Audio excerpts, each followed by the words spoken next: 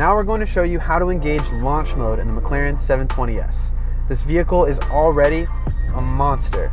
You have a ton of power at your fingertips at all times, and engaging launch mode gives you even more power. More power, baby! Yeah! So, when doing this, please be on a closed, safe, secure location.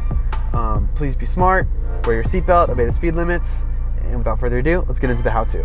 Step 1, you want to activate your drive mode by clicking active and change your driving mode, like handling and powertrain. Switch and toggle these two selectors into track mode.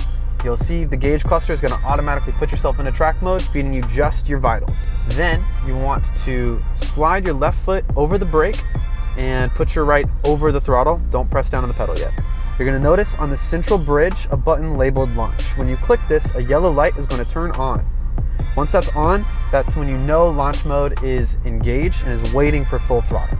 Launch mode happens when you're giving the vehicle full throttle and you let go of the brake. This is going to give you even more power to get out of a dig even faster.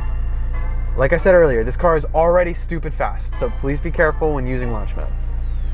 We're going to press the button now and show you what it's like. Are you ready? I'm going to come to a complete stop. You look scared, Max. Don't be.